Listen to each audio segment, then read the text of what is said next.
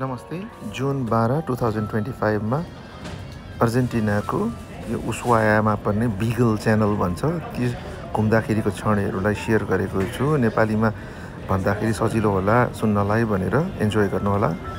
अहिले यो कालाफाटीबाट उसुवाया जाँदाखेरि माथिबाट देखिने यो माउन्ट एन्डिजहरू हिउँले ढाकिएको पहाड जुन चाहिँ नै एन्ड अफ द वर्ल्डको दर्जा दिइन्छ। पृथ्वीबाट साउदर्न हेमिस्फियरमा चाहिँ नि सबैभन्दा अन्तिममा रहेको जमिनको थुप्राहरू भएकोले गर्दाखेरि हिउँले ढाकिएको छ, राम्रो देखिएको छ। उसुवायामा अहिले बिहानको 9:15 जाँदाखेरि यस्तो दृश्य देखिन्छ। एकातिर चाहिँ नि उज्यालो हुँदै गरेको यो हिमाली पहाडले सराउन्ड गरेको सिटीलाई, अर्कोतिर यो पानीहरू र चाहिँ नि अझ पनि चन्द्रमा देखिन्छ।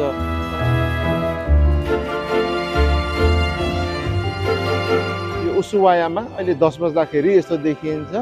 एकदमै नजिकै देखिने यो हिउँले भरिएको पहाडहरू पनि पानीको वरिपरि भ्याली। यो ठाउँमा गर्नुपर्ने एट्र्याक्सन्सहरू धेरै छन्। त्यो मध्ये यो बिगल आइल्यान्ड टुर भन्छ। यो चाहिँ यो क्याटामारानमा लिएर जान्छ यिनीहरूले।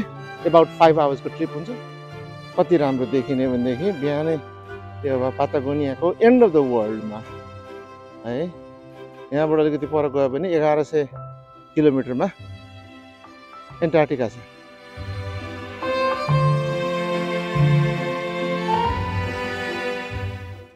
सूर्य उदाउँदै गर्दाखेरि राम्रो रमणीय दृश्य देखिने उसुवायाको वरिपरि र एकदमै नजिकमा चाहिँ हिउँले भरिएको पहाड। 10 बज्दाखेरि पनि यतिको दृश्य देखिन्छ। यो पातागोनियाको प्रपर रिजन हो।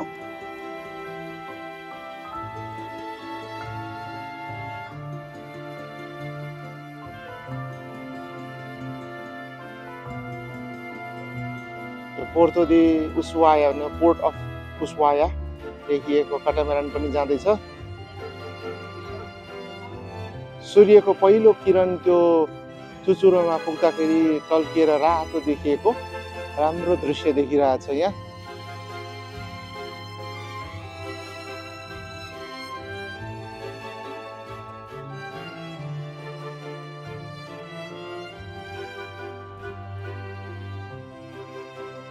अब यो बिगल आइल्यान्ड टुरको लागि यो क्याटामारान हिँड्दै गर्दाखेरि यस्तो देखिन्छ।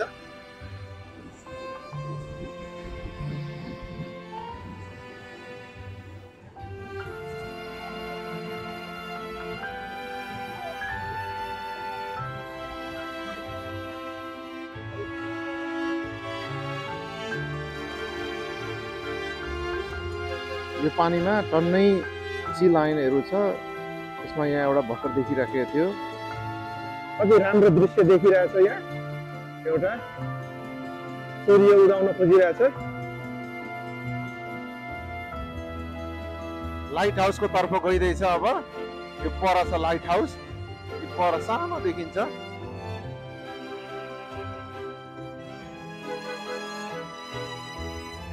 यो लाइट हाउसको नजिकै आएर बोटमा रोकिन्छ र अहिले यो लाइट हाउस देखिराखेको छ। यो 11 मिटर्स मात्रै को भन्थ्यो भन्दाखेरि, तर ठुलो देखिन्छ। यो सेलर्सहरूलाई वार्न गर्नको लागि बनाइएको।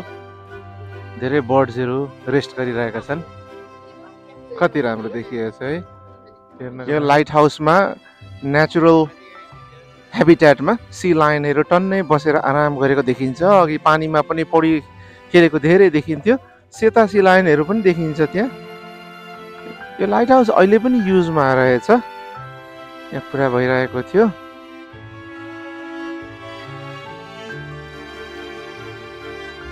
हेर्न आउनै पर्ने ठाउँ, असाध्यै रमाइलो। यिनीहरूले 1800s तिर चाहिँ पत्ता लगाएको हो यो सिटी। स्पेनिस एक्सप्लोररहरू आउँदाखेरि ल यहाँ ठाउँमा चाहिँ असाध्यै राम्रो ठाउँ रहेछ भनेर छोटो कदका मान्छेहरू देखेर त्यसरी यो ठाउँमा बस्ती सुरु गरेको हो।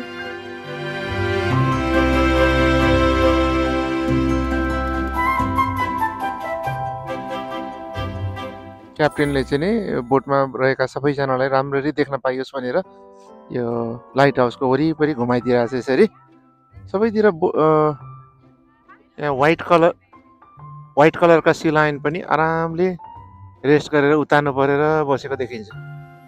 अब यिनीहरू टन्न खाना खायो होला समुद्रमा। यो एटलान्टिक ओसन हो, उस्वायाको यो नजिकै भएको। चिले साइडतिर चाहिँ पेसिफिक ओसन छ र तलतिर चाहिँ नि साउदर्न ओसन।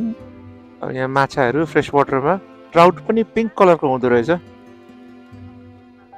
यहाँ टन्न खाएर आराम गरिरहेको। अब यो लाइट हाउस र यो बिगल च्यानलको टुरमा लाइट हाउस र बर्ड्स सी लायनहरूलाई बिदा भन्दै यहाँबाट अब अर्को स्थानतिर यो बोटमा हिँडिराखिएको छ।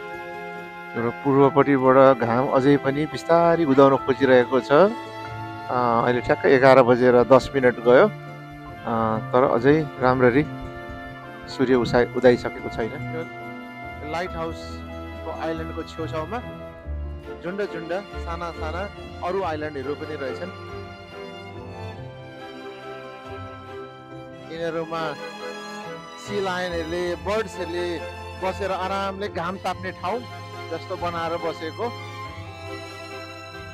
अब बरफ जस्तो चिसो छ पानी चाहिँ नि।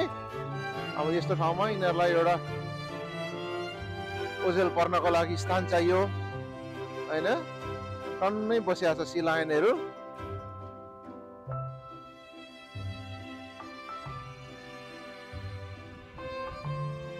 सम्झिँदाखेरि अर्जेन्टिनाको सबैभन्दा तलपट्टि पर्ने यो उस्वायालाई एन्ड अफ द वर्ल्ड भनिने कारण अब यहाँबाट तल गएपछि पृथ्वीको त्यो माटोको भाग सकियो, यहाँबाट समुद्र सुरु हुन्छ, एन्ड अफ द वर्ल्ड। एकदमै सम्झिँदाखेरि एउटा भावनात्मक छ। अब यो भिडियोहरू त धेरै देखिन्छ, अब कतिजनालाई के भनेको भने अङ्ग्रेजीमा मात्र हुन्छ, त्यही भएर मैले यो पल्ट सबै नेपालीमा राखेर जसलाई हेर्न इच्छा छ हेर्नु होला भनेर नेपालीमै सबै बोलेर राखिदिएको छु, यो सेयर गरेको छु। अब यो अर्को आइल्यान्डतिर जाँदै गर्दाखेरि सूर्य उदाइरहेको कति मिठो घाम लागेको देखिन्छ नि। साना साना आइल्यान्डहरू थुप्राहरू भएर बसेका यस्ता धेरै छन्। यहाँ अरू बोटहरू पनि, अर्को एउटा बोट थियो देखिन्थ्यो, बिहान हिँड्न लाग्दाखेरि त्यहाँ नजिकै तयारी गरिरहेको थियो। ठुलो बोट छ यो क्याटामेरानमा। पर अर्को पनि एउटा देखिन्छ, टुरिस्टहरूलाई घुमाइरहेको छ। अघि लाइट हाउसमा देखिएको चाहिँ अर्को सानो खालको आइल्यान्डमा धेरै सी लायन्सहरू बसेको देखिन्थ्यो। यो चाहिँ अर्को आइल्यान्ड आयो। अब यहाँ पनि यस्तै सेतो र कोइलो खालका ग्रे कलरका धेरै सी लायनहरू रेस्ट गरिरहेछन्। कोही कराई पनि रहेका छन्। क्यालिफोर्नियाको सान फ्रान्सिस्कोमा पनि यसलाई प्रोटेक्टेड स्पिसिस मानिन्छ क्यालिफोर्निया राज्यमा, र त्यहाँ कसैलाई हन्ट गर्न दिइँदैन। यहाँ चाहिँ नि यी चाहिँ नेचुरल हुन्, जुन समुद्रमा वरिपरि आएर बसिरहेका छन्।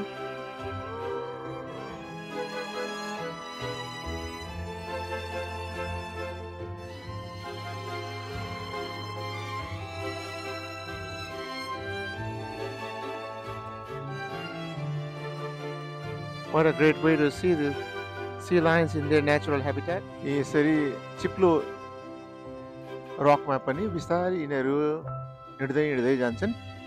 अब यिनीहरूले यसरी आफ्नो लाइफस्टाइल बाँच्न सिकिसकेको हुन्छ, उनीहरूको वे अफ लाइफ हो।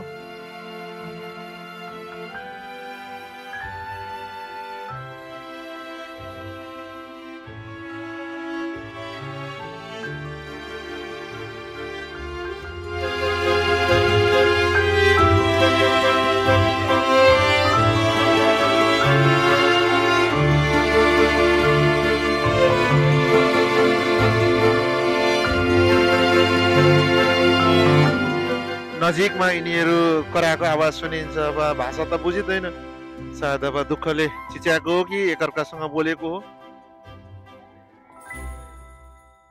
यो मेरो पछाडि देखिएको जुन अहिले सी लायन छ दोस्रो आइल्यान्डको, यो ठाउँमा रेस्ट गर्नको लागि धेरै सी लायनहरू पानीको बिचमा आउँछन्। उतातिर देखिएको चिले हो, र मेरो पछाडि चाहिँ नि इस्ट साइडमा पूर्वी भागमा चाहिँ नि अर्जेन्टिना पर्छ।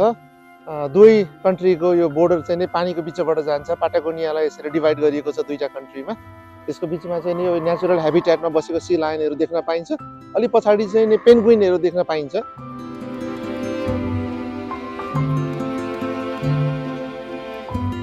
यो पखेटा फजाएर बसेको इगल जस्तो बर्डलाई कन्डोर भनिन्छ। यो अर्जेन्टिनामा पाउने बर्ड हो एक किसिमको, जस्तै इगल जस्तै। यसलाई एकदमै रेस्पेक्ट, यो नेसनल बर्ड हो, एकदमै रेस्पेक्टले हेरिन्छ यसलाई। यो उस्वाया अर्जेन्टिनाको सरकारले एकदमै खतरनाक कैदीहरूलाई चाहिँ थुन्नको लागि यहाँबाट उम्किएर कोही पनि पर जान सक्दैन भनेर बनाएको ठाउँ हो। यहाँबाट चाहिँ नि फल्कल्यान्ड वार जुन परेको त्यो फल्कल्यान्ड टापुमा जुन अर्जेन्टिना र ब्रिटेनले दुवैजनाले क्लेम गर्छन् हाम्रो हो भनेर भन्छन्, त्यसको लागि वार भएको थियो 70sतिर, जसमा चाहिँ ब्रिटेनले जित्यो, अर्जेन्टिना रेडी भएको थिएन भनिन्छ। त्यसमा साँच्चै भन्यो भने गोर्खालीहरूलाई धेरैलाई ब्रिटिस गभर्मेन्टले लडाएको थियो र धेरै मान्छेहरू मरेर त्यो कारणले गर्दाखेरि अर्जेन्टिनामा गोर्खाली भनेपछि राम्रो मान्दा पनि मानिँदैन, उनीहरूलाई त्यसको एउटा चोट छ। यो 1947तिरसम्म यो प्रिजन कायमै थियो। त्यसपछि त्यो प्रिजनलाई 40 वर्षसम्मको लागि बन्द गरिएर अहिले चाहिँ टुरिज्मको लागि 1994देखि युज गरिन्छ। तैपनि उस्वाया चाहिँ नि अर्जेन्टिनाको नेभल प्र्याक्टिसको लागि र चाहिँ नि यो प्रिजनको लागि, यो दुईटा कार्यको लागि चाहिँ नि प्रसिद्ध ठाउँ थियो। अब अहिले टुरिज्मको राम्रो ठाउँ बनेको छ। उस्वायाबाट एन्टार्क्टिकाको क्रुजको लागि पनि आउने एउटा गन्तव्य हो। यो ठाउँमा आउँछन् यहाँबाट। एन्टार्क्टिका जानको लागि यहाँबाट 1100 किलोमिटर पर्छ, जुन मानौ 700 माइल जस्तो। अब यो आइल्यान्डमा उतारेर केही बेरको लागि घुम्नको लागि लगिन्छ। यो आइल्यान्डमा उत्रिँदै गर्दाखेरि देखिन्छ यो ठाउँमा असाध्यै सफा पानी तलसम्म प्रष्ट देखिने। उनीहरूले यो सरसफाइको लागि ठुलो प्रयत्न गरेर यसलाई मेन्टेन गर्न सफल भएको देखिन्छ। यो जुन पानी टच गरेँ मैले, यो चाहिँ नि च्यानल जुन भनिन्छ, एउटा सानो नाला जस्तो देखिन्छ म्यापमा हेर्दाखेरि। यो चाहिँ नि एटलान्टिक र पेसिफिक ओसनको दुईटा पानी मिसिने एउटा च्यानल जस्तो छ। तलपट्टि चाहिँ अझ सिधा तल गयो भने एन्ड अफ द वर्ल्डमा साउदर्न ओसन देखिन्छ, तर यो चाहिँ पेसिफिक र एटलान्टिकको मिश्रण भएको ठाउँ मानिन्छ। यो कनाल बिगेल भनेर जुन यो देखाइएको छ, यसको पछाडिको भाग कुरा गरिरहेको छ। यो चाहिँ 1200 मिटरसम्मको रहेछ अग्लो पहाड। अब माउन्ट एभरेस्टको कुरा गऱ्यो भनेदेखि 8848 मिटर छ हाम्रो। तर अर्जेन्टिनाको टलेस्ट माउन्टेन चाहिँ नि अबाउट 7000 मिटर्सको छ।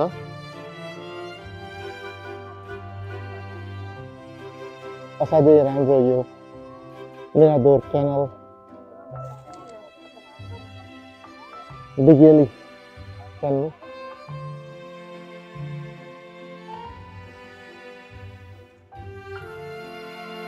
बिगल क्यानल टुरबाट फर्किँदै गर्दाखेरि उस्वायामा देखिएको यो दृश्य करिब 12 बजेको छ दिउँसोको। यहाँ एउटा ठुलो कन्टेनर सिप पनि पार्क गरिएको छ।